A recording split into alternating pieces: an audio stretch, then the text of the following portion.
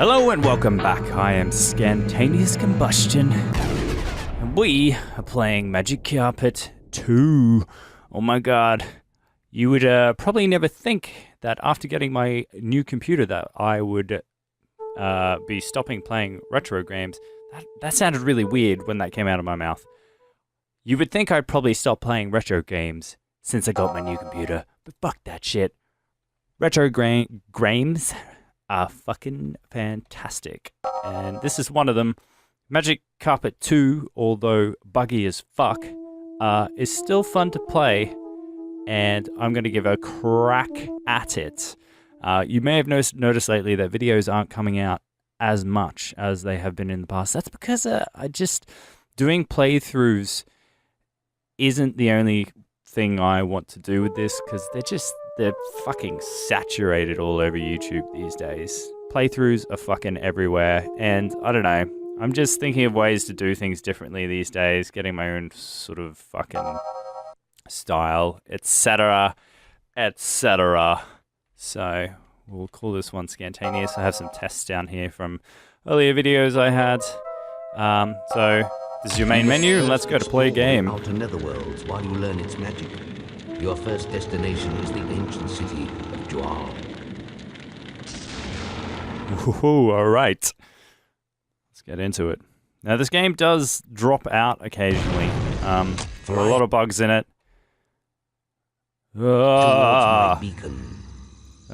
Okay, we're all sweet. So, the first thing you probably notice in Magic Carpet 2 is that there's fucking objectives. It's like a storyline. So we're going to fly towards his beacon, which is this one. Follow the path to the foot of the spire. There you will find the spell jar. And even the voiceover wasn't in the first one. It was just completely like an arcade-based game, whereas this is more objective-based. Guard a spell jar. They must be vanquished. And you'll probably notice that the spell system is no longer in the map. It's if you hold control, the right control, it'll bring up the spells, which are much more easily accessible, I think. It's a much better way to do it. Build the strongest castle you can and fill it with mana. You can still bring up the map by pressing enter. And you do use the arrow keys, not the WASD conventional way that we so belovedly know to use with first-person shooters these days. If you consider this a first-person shooter. Fuck, just a second. I'm gonna turn the vol down a bit. Fucking blowing my ears apart. Won't affect you guys, I believe. Hopefully not. I didn't think of that, actually. It shouldn't affect you guys. So now we have to... O, you can press O to bring up your current objective, which is build the strongest castle you can, fill it with mana. It's a little bit ambiguous, but basically... I'm so, like, systematic when I do this level. I just throw my castle at... Destroy them. Oh. So I had already reached sort of the level I needed of mana in my castle to trigger the next objective. If you remember in the original first Magic Carpet, you get those like 2 lines where you need to reach to restore the world to fucking equilibrium. That previous objective we had before with the castle, filling it up, we had to reach like a fucking mana limit. God, I explain things so convolutedly. Convolutedly. Is that even a fucking word? Fuck it, hell. So, let's kill some fireflies, shall we? Fireflies themselves are quite a rare enemy, actually. You only see them in nighttime missions. That's another thing. It's fucking nighttime. Magic Carpet has 3 different biomes, which we can call these days. Back in those days, I don't know what it would have been called. 3 different types of maps, but yeah, it's nighttime.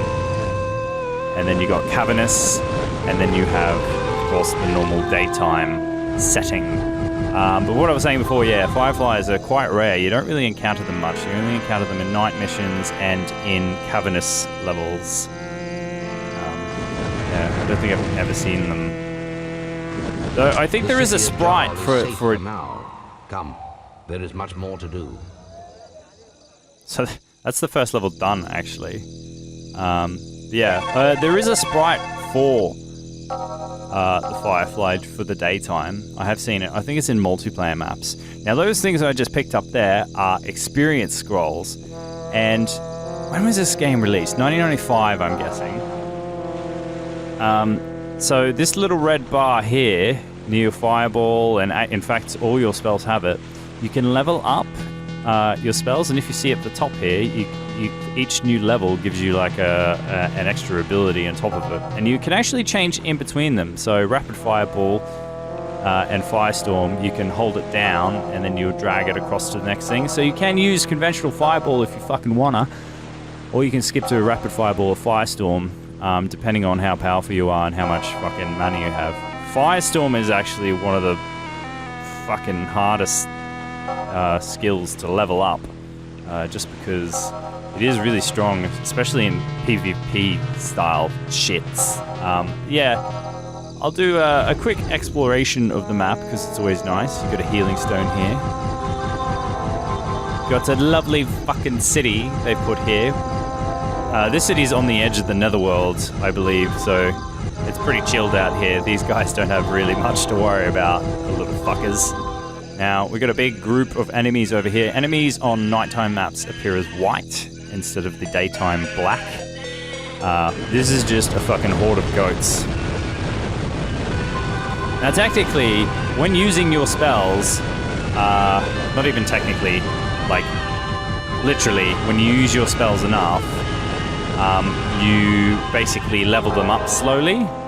So even now, the red bar's gone up a little bit, I've noticed. Now, you don't really have to sort of level your spells up too much, because I'm going to do all the secret levels, which give you a lot of experience scrolls anyway. So by the end of this playthrough, I should have most spells anyway. The ones I sort of give a shit about. I guess that's sort of it.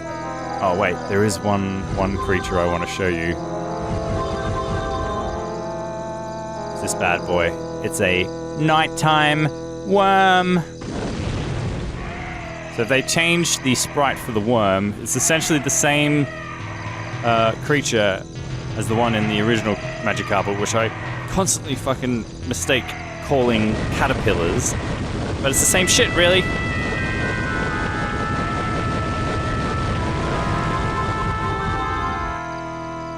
So this game has been optimized really well, actually. It's in the last Magic Carpet, the first one. You'll notice, maybe it's DOSBox, but you'll notice that the frame rates always change. This is very fluid. So it's the same engine though, so I'm not really sure how they did it. Just optimizing, I guess. All right, let's fly to the exit area. And that's it. That's the fucking end of the level. What, my god. Fly into a mouthy thingy. And here are your stats. And then you come back to the main mappy area where the Netherworld is. All right, that's it, ladies and gentlemen. Thanks so much for watching. And I will see you in the next episode of Magic Carpet. Goodbye. Magic Carpet 2, sorry. Bye.